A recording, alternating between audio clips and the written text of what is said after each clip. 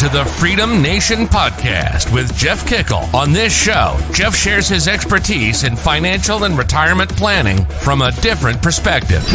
Planning for your Freedom Day, which is the first day that you wake up and have enough income or assets and do not have to go to work that day. Learn how to calculate what you need, how to generate income sources, and listen to interviews from others who've done it themselves. Get ready to experience your own Freedom Day.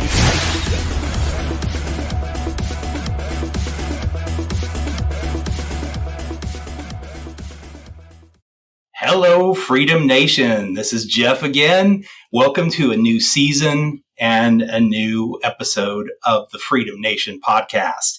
This begins a new series with us. We are, the first series and the first season of the show, we talked a lot about Freedom Day, what it means to you. We talked about freedom engines and why we want to have a freedom engine. That is the tool that's going to allow us all to be successful. It's going to allow us all to gain our freedom, whether you're sitting in a cubicle right now or in today's world, working from home on your coffee table and working for somebody else who's telling you when to be and what to do and where to be at all times. But now it's different. You've seen what it means to be or what it means for freedom, but now we need to really prove it to you that you can do this yourself.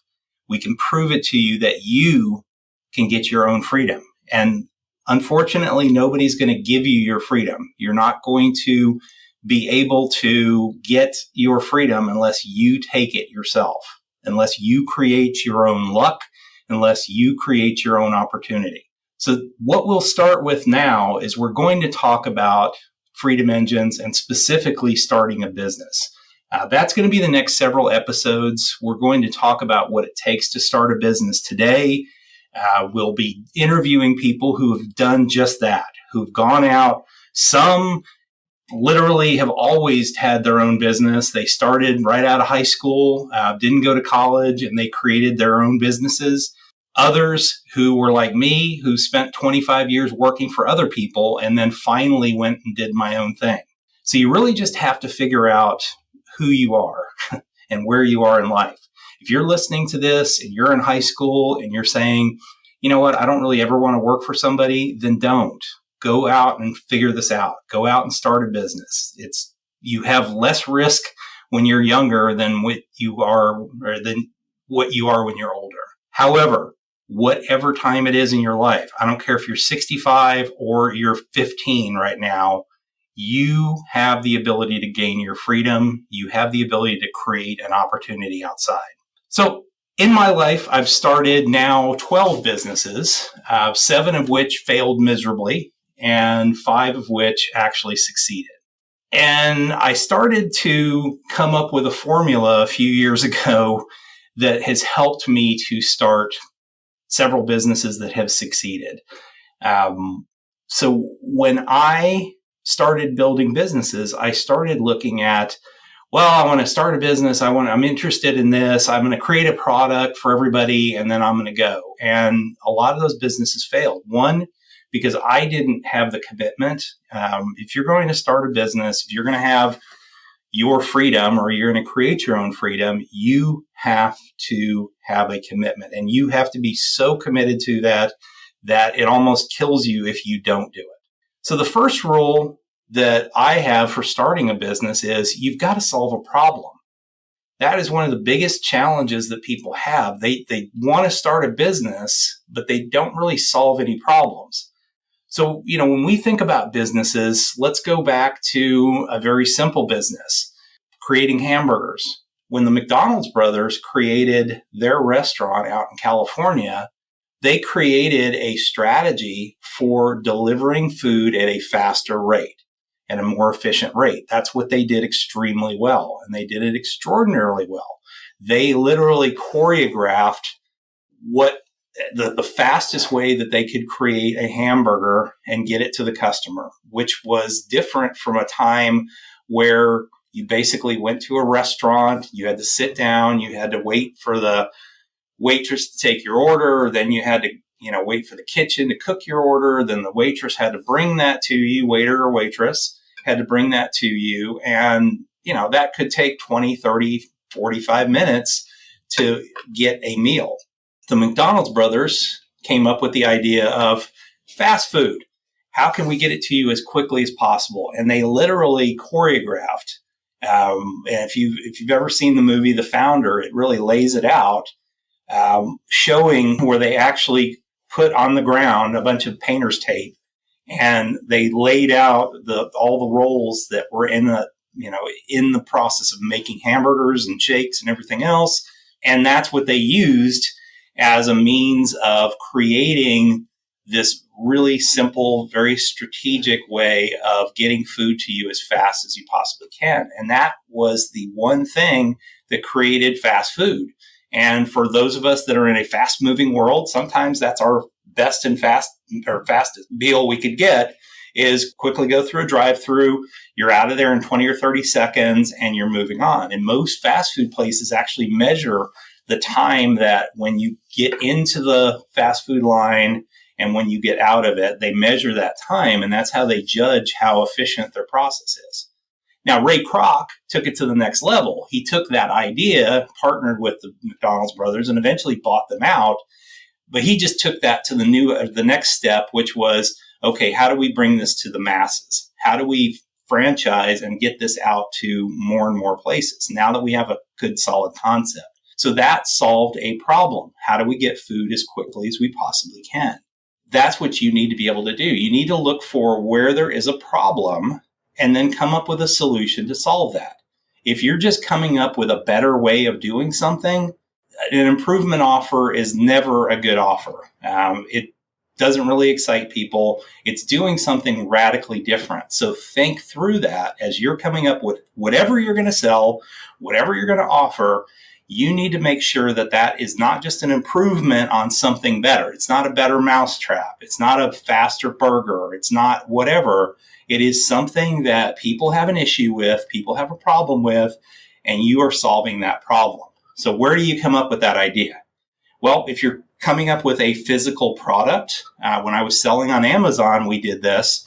We would find our 4 or 5 top competitors in that, people that were very successful selling products. And what we would do is we would go in and we would look at their reviews. This is one of the cool parts that we have today that people didn't have 100 years ago or even 50 years ago. They had to have focus groups and everything else, and all that cost money. You could be your own focus group today because there is this thing called reviews.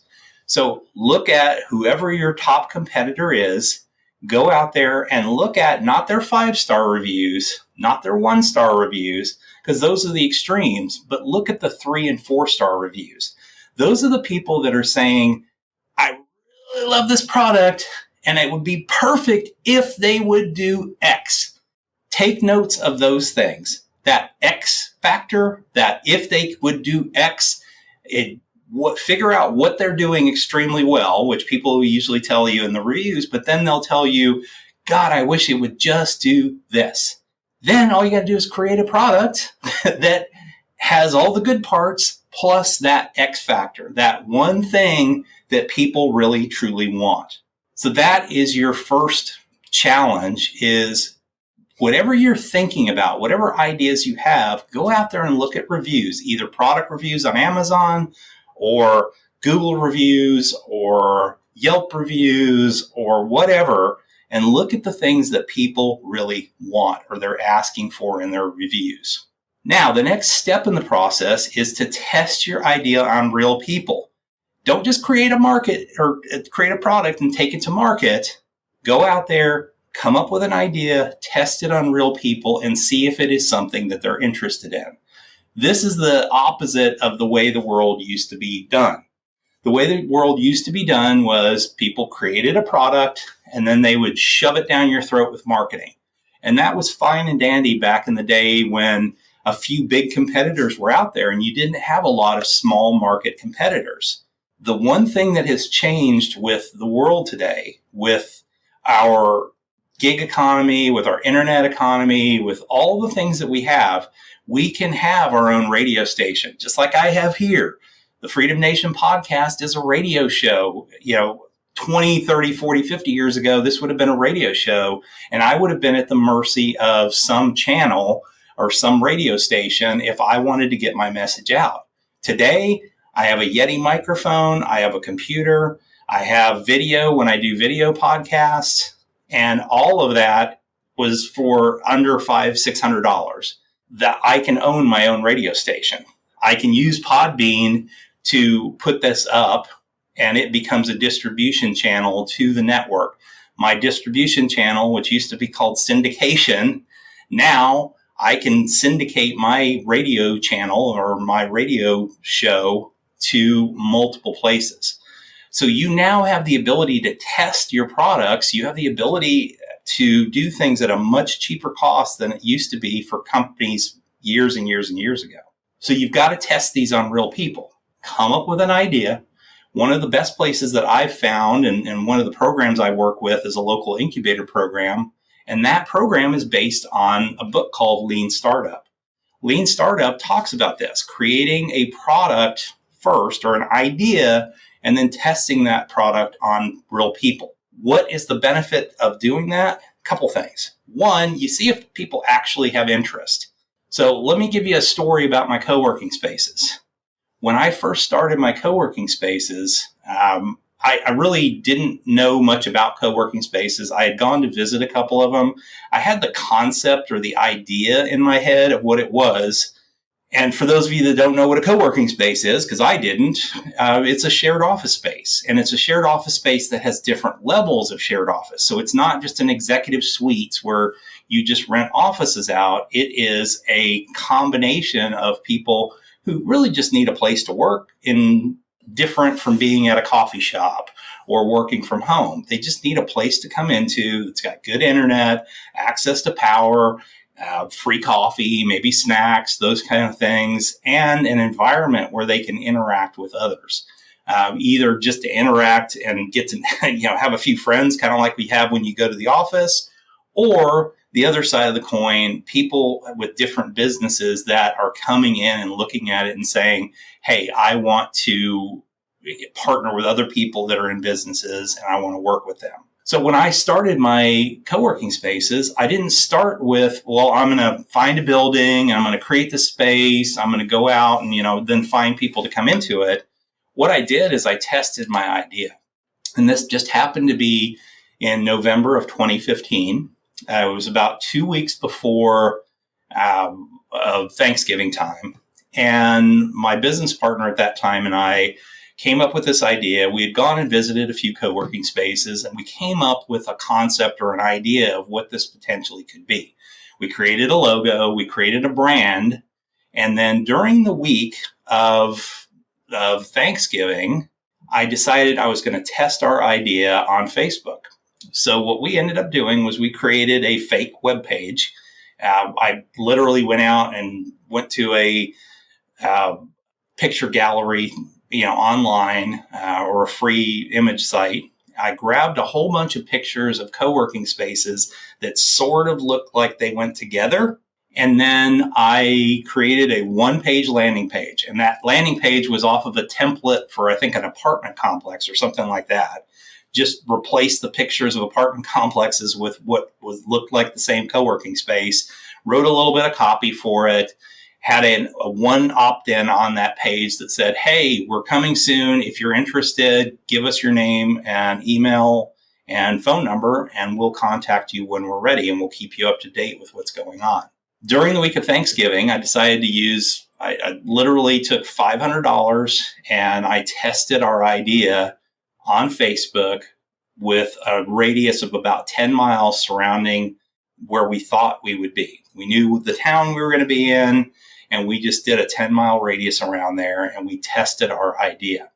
During that week of Thanksgiving, now most people would say you don't advertise during Thanksgiving, but I surmised that I could advertise during Thanksgiving because people are going to be sitting around on their couches, bored to tears, around their family, playing on Facebook. So during that week of Thanksgiving, we had 2,845 people look at our ad, 875 click through to the fake web page, and we had 32 people that gave us their information. So for me, that was proof of concept. That was an outstanding return on my investment to know that there was an interest for this. We didn't really have anything like this.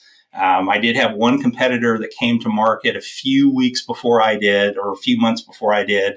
But, he didn't really have a lot of marketing that was out there at the time. We were able to build a big buzz. And the interesting thing is that fake web page literally became our web page for the first year of our business. We didn't do anything beyond that. It was a quick one-page templated website, but it gave us legitimacy and it gave us a brand that we could build off of, and we leveraged that brand. But that was the thing that it took. And what we found out was, what are the things that people really want? What were the things that people were excited about? And we continued to build on those and ask those questions as we were building out the co-working space. The next thing is starting lean. So this is a huge thing that is an absolute must for us. You have to start lean. You have to get the business up and running as quickly and as easily as possible, and get that started as soon as you possibly can. But you've got to lean that business out. So I recommend, when I teach people budgeting, when I teach people startup budgeting specifically, I recommend laying out a list of, okay, what are the things that you're going to need right away? What are the things that you're going to need, in a year? And what are the nice to haves? And I use this in a combination. So all the things that you have to have right away to start a business, and you really need to look at this. You really need to say, okay, what do I need to have right at the beginning? Not all the nice things. You don't need a brand new computer. If you've already got a laptop or something like that, you work with the laptop that you have. You don't need to buy a brand new laptop for your business. You don't have to buy brand new equipment. There's these things called eBay. There's all places that you can buy used equipment today to get yourself started. So make your list. And I always put these as what I call A's in a budget. The A's are things that I just have to have. I cannot not have this to get myself started in business. Then we have our B's. Our B's are, okay, these are the things that would be nice to have. These are the things that I don't really necessarily need right away, but I'm probably going to need them in the next, let's say, 12 months or so. Those are my B's.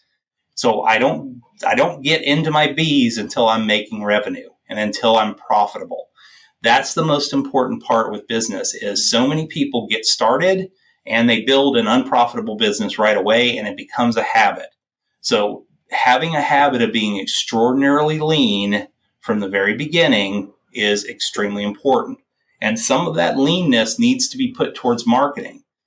You need to think through, okay, how am I going to market my business? What am I going to do to get out in front of it? And what am I going to do to get customers in? So that should be one of my A's, is a marketing budget. I will tell you that in a couple of attempts at starting businesses, I did not prioritize marketing high enough, and it cost me in the end. It cost me the business because I wasn't out there marketing.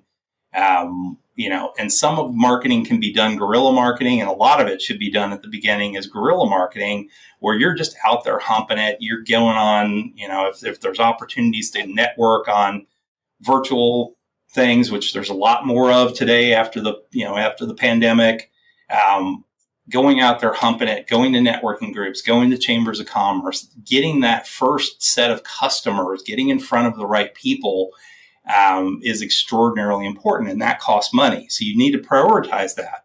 I don't need to prioritize that, I have to have the fanciest Mac computer because I'm going to be doing video editing and all that. Well, one, you don't necessarily have to be doing the video editing. You can pay somebody to do that. I mean, I pay somebody who is incredibly good at this over in the Philippines. And the benefit for me is I can record this like I am at about 8 o'clock in the morning. Well, Monica is sleeping right now. I will get this recorded, uploaded to the internet, and then send it off to her. By the time it's 5 o'clock my time, she's waking up, and it's 7 o'clock and she's starting her day.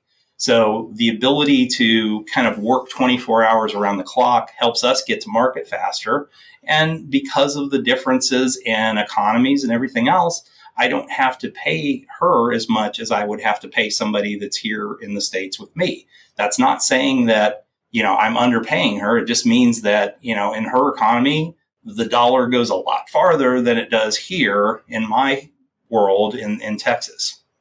So starting lean and really laying out what you need, and then laying out what are the things that I'm going to have to get in, let's say, a year, and what are the nice to haves. When we're really profitable and I can look at my nice to haves and say, God, it would be nice to have this, then put that on your nice to have list. Okay. For me, when I was restarting this business and the podcast, one of my absolute musts, one of my top things was I had to have a virtual assistant to help me, because it was just me starting this business by myself. I do get help from some of my staff in my other businesses with this, but most of what goes on with the Freedom Nation podcast and everything that is Freedom Nation is really just myself and Monica right now, who's my virtual assistant. So lay this stuff out, lay out your budget, figure out what you can afford to spend, and then that tells you what you need to make as far as revenue goes. The next thing is learning to market and sell. I cannot tell you how important this is. Most people think that, oh, well, I'm not a good salesperson. I'm not a good marketer. Well, then don't start a business if you're not even willing to learn how to be a good marketer or a good salesperson. Especially at the beginning, you are the sales part. And quite frankly, most of the time, people are salespeople in this world. So it's extremely, extremely, extremely important that you learn to market. So where are you going to learn to market? Well, there's hundreds and hundreds and hundreds of different things to do. One of the things you need to learn to do is, one, you need to be able to get out and market in person. That is going out and meeting with people. If you do not like that, or you don't feel comfortable going out, you just need to learn how to do that better. One of my friends who has written a very popular book, it's been an Amazon bestseller, 2 books, is Matthew Pollard. Matthew is one of the most introverted people I would know that you would never know he's introverted. Matthew stands on the stage in front of 20 or 30,000 people speaking at Microsoft, speaking all around the world, at large conferences. That's what he does best. He is a keynote speaker, and he goes out and does that. And he is one of the most introverted people. He makes me look outgoing, but he is one of the most introverted people that I've ever met. He gets up and he speaks, and literally he is dragging himself off the stage, and he has to go to a dark room and just kind of recharge his batteries. Matthew wrote 2 books, The Introvert's Edge to Sales and The Introvert's Edge to Networking. I would highly, highly, highly recommend you do this. Read those books, because it gives you some practical techniques to become a better networker and a better salesperson. This is what I will tell you. About 70 to 80% of the world would be considered introverted. So we are actually in the majority, although it doesn't seem that way because our extroverted partners kind of overshadow us. But there are more introverted people than extroverted people. Okay, introverted people, it is not a natural thing for us to want to go out. It is not a natural thing for us to want to go to meetings with a whole bunch of people we don't know. It's not a natural thing for us to want to talk to people. We can literally sit there in absolute silence for an entire hour and never speak to anybody and be totally happy. Somebody who's extroverted, that would drive them insane. That's why I have a lot of extroverted people that work in my co-working spaces, because they just need to be around people and they need to be out. That's how they charge their batteries. For introverts, that actually drains our batteries, and we have to be away from people to actually recharge our batteries over time. So learning to market and sell, I would highly recommend. Probably 70% of you out there are introverted. Read those 2 books, and that will give you a foundation and a starting process for being a better salesperson and being a better marketer. The other side of the coin is you really need to understand how digital marketing works, how the marketing structure works.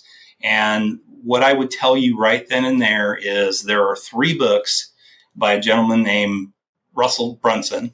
Russell is the founder of ClickFunnels, which is a site that helps you build funnels and web pages and things like that, single web pages.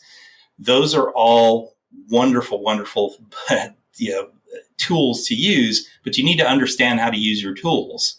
When I was growing up, I learned how to do construction. I learned how to do plumbing. I learned how to do a lot of stuff, both from my dad and because my dad and I love to watch This Old House, the show that's on PBS and now on a bunch of other things. I learned how to do these techniques by watching people on TV. Today we have YouTube to learn how to do things. So you need to understand the mechanics. You need to understand how to use your tools like ClickFunnels or anything else. So what I would recommend is there is 3 books that Russell Brunson wrote. The first is called .com Secrets, and that book teaches you about the mechanics of marketing and specifically digital marketing and how it works and how to basically create a marketing flow, how to create offers, create all that. So I highly recommend that as a starting book to reading about marketing. The next book that he has is called Expert Secrets. And that is really where you take that basic understanding and now you become the most recognized expert in your field. You become that person in your field that is the one who people want to come to. You create a mass movement of people that want to follow you. That's not going to be comfortable for everybody, but it is the reality. Otherwise, we're competing for price, basically. So that's the next step. The final step is called Traffic Secrets. That's the final book.